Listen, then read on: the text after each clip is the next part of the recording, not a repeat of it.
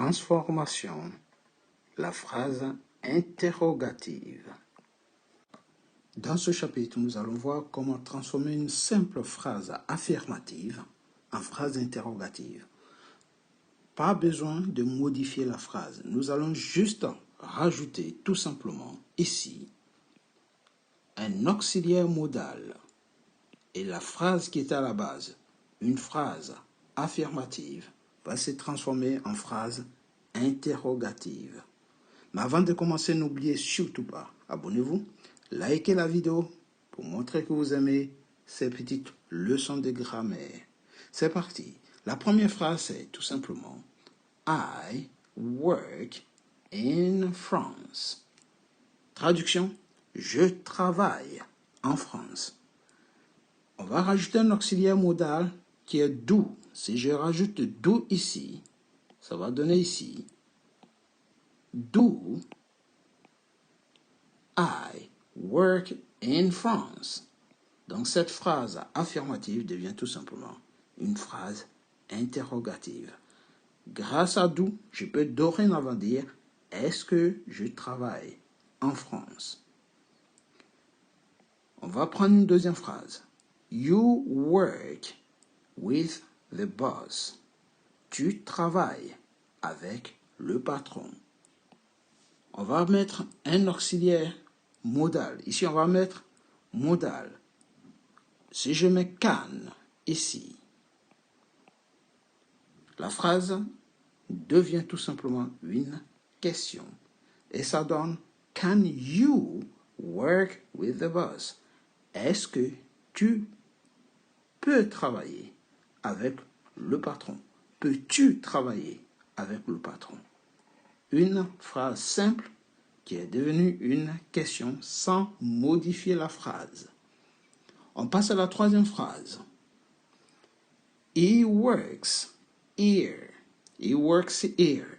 Ça veut dire il travaille ici. Si je mets un auxiliaire modal, par exemple, je vais prendre does, qui est la même chose que do, mais la troisième personne. Au lieu de dire do, on dit does à cause de he, la troisième personne qui est ici. Donc, puisque j'ai mis un S ici, je vais tout simplement virer le S qui est ici. Parce qu'on ne peut pas mettre deux fois des S. Donc, le S qui est ici, qui est viré, est tout simplement venu ici. Pardon. Donc, plus besoin de le mettre. Donc, ça va donner does he work here? Point d'interrogation. Traduction. Est-ce qu'il travaille ici? Donc, la phrase qui était he works here, ça veut dire il travaille ici, va devenir does he work here? Est-ce qu'il travaille ici? On peut aussi dire travaille-t-il ici? C'est la même chose. On peut prendre la même chose ici. Does, toujours parce qu'on est toujours dans la troisième personne du singulier, donc she does, she work. On barre aussi le S, ça va donner does she work alone? Point d'interrogation. Est-ce qu'elle travaille seule? Et la troisième, ici, troisième pronom interrogatif, on va mettre en vert does it. Does it work? On vire le S, ça va donner does it work properly? Est-ce qu'il travaille proprement? Alright? Point d'interrogation. Ou bien, est-ce que ça marche bien? C'est la même traduction. On continue à d'autres pronoms interrogatifs. Ici, le does marche que avec les troisième personnes du singulier. Sinon, tout le reste, c'est des do. Pour poser la question, on met do partout. Ici, you work every day. On met notre auxiliaire modal pour changer un peu. On peut dire ici could. Could you work every day? Et ça devient pourrais-tu travailler tous les jours? On continue avec une autre phrase. You work with them. On a oublié un with ici. Avec eux. Tu travailles avec eux. On va mettre un pronom. On va mettre un modal, pardon. Will. Will we work with them? Qui veut dire, allons-nous travailler avec eux ou travaillerons-nous avec eux? Donc, le will permet de poser la question au futur. Ici, on a they work with him. Il travaille avec lui. On met un modal must pour l'obligation. Must they work with him? Doivent-ils travailler avec lui? Est-ce qu'ils doivent travailler avec lui? Vous voyez, on peut poser cette question comme ça aussi. Donc ici, les auxiliaires modaux, lorsqu'on les met ici en début de phrase affirmative, ça transforme tout simplement la phrase affirmative en phrase interrogative. On peut garder ces auxiliaires modaux ici, en numéro 4. On peut les garder et rajouter encore d'autres auxiliaires. Cette fois-ci, on va rajouter des auxiliaires ici, les pronoms interrogatifs, pardon. Les pronoms interrogatifs. Donc, prenons par exemple la première question. Do I work here? Do I work in France? Est-ce que je travaille en France? Je peux dire par exemple ici, when. Vous voyez, je rajoute when. Et ça donne, when do I work in France? Quand est-ce que je travaille en France? Vous prenez la deuxième. Can you work with the boss? Est-ce que tu peux travailler avec le patron? Je mets une phrase, je mets un autre pronom interrogatif. Je vais mettre where. Je mets par exemple where. Where. Et ça va donner where can you work with the boss? Et ça donne où peux-tu travailler avec le patron? Where. Là, cette fois-ci, on cherche le lieu. Ici, on cherchait la date. When do I work in France? Ok, à quelle période? Quand? On continue. Does he work here? Est-ce qu'il travaille ici? Je peux rajouter un autre pronom en disant why. Tu veux dire pourquoi? Why does he work here? Pourquoi travaille-t-il ici? Alright? C'est toujours des questions. Does she work alone? On met un autre pronom interrogatif. How, par exemple. Si je mets how, ça va donner comment?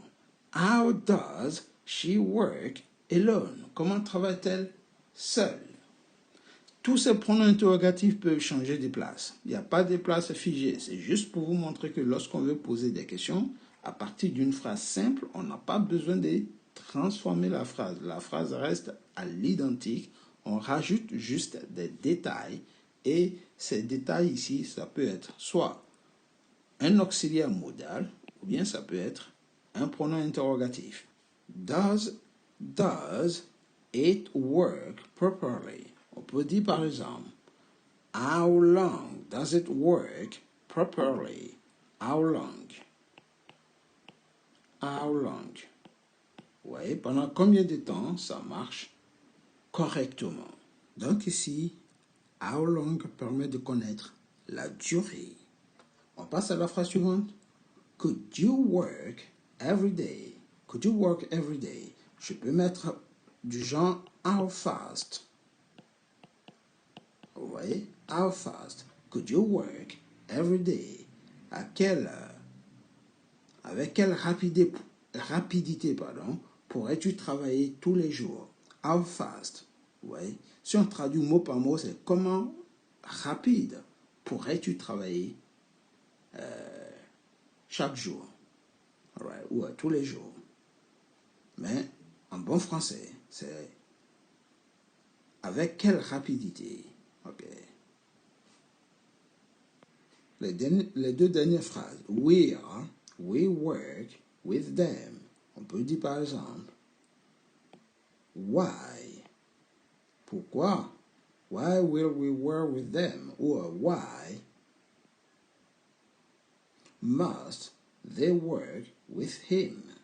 Pourquoi doivent-ils travailler avec lui? Donc, la construction est partie de ces trois numéros. On a le sujet, verbe, complément. Et ici, le but, c'est de démontrer qu'on peut transformer des phrases à la base affirmatives en phrases interrogatives sans modifier l'ordre de la phrase de départ, la phrase initiale. On prend un autre exemple. I go to work. Je vais travailler. Si je mets ici do I go to work? Je mets un point d'interrogation. Est-ce que je vais travailler? Si je précise encore, je peux rajouter ici when. When do I go to work? Quand est-ce que je vais travailler? On prend une deuxième ici. You go to work. Je mets par exemple will, qui veut dire pour mettre la question au futur. Will you go there? Est-ce que tu iras là-bas? Je peux compléter par un autre pronom interrogatif. Why? Why will you go there? Et j'ai toujours une question avec plus de détails, plus de questionnements. He goes out. Il sort. Je peux dire par exemple can, ici. Can he, et cette fois-ci, je barre le S ici. Et ça donne can he go out. Can he go out? Et là, je peux rajouter d'autres questionnements. Why? Mais j'ai déjà mis le why, donc je peux dire, par exemple, when ou how, pardon. How can he go out? Comment peut-il sortir? She goes to listen. Elle va écouter. Je peux mettre ici un autre modal, should. Should, sorry. Should she go? Je vérifie, parce que dès qu'on rajoute quelque chose, il faut virer la fin. Should she go to listen? On transforme en phrase interrogative. Alright? Je peux compléter un autre pronom interrogatif. Where? Où? Where should she go to listen? Où doit-elle? Où devrait-elle, pardon, parce que le should c'est un conseil. Où devrait-elle aller écouter? Et pour tous les autres, si je veux, je peux rajouter could ici. Vous voyez, could, should, pour le conseil. Could ici, c'est conditionnel, pourrait. On peut rajouter presque tout. Did, si je veux, je peux mettre did pour mettre au passé. Ok, et je peux mettre ici why, si je veux. Why could you go at school? Why could we go in the garden? Why could we watch TV? Go to watch TV. Vous voyez? Go to watch TV.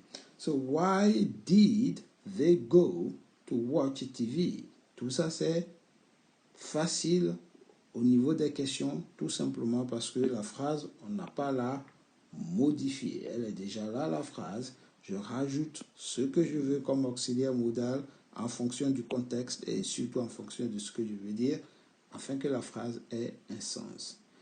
Donc, voici un autre tableau type où vous pouvez inverser tout simplement les auxiliaires et le sujet qui est ici.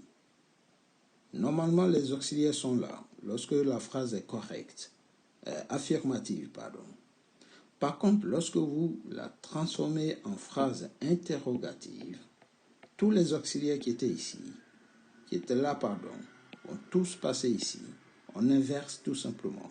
Donc, quand vous dites « Am I working here ?» ça devient « Est-ce que je travaille ici ?» « Are you following the client ?» Est-ce que vous suivez le client? Was he calling the client? Est-ce qu'il appelle le client? Vous voyez, et ainsi de suite. N'oubliez pas ces phrases, c'est à vous de les mettre dans l'ordre, de les relier par les mots pour qu'il y ait une bonne phrase. Seulement, concernant les positions, ce sera toujours comme ça, lorsqu'on transforme en interrogation. Alright? Vous avez la phrase affirmative qui est ici, et ça permet de transformer cette phrase en question. C'est à vous d'adapter les mots, le vocabulaire, afin que la phrase ait un sens. Constituez plusieurs phrases et demandez-moi si elles sont correctes ou pas. Ce sera tout pour aujourd'hui.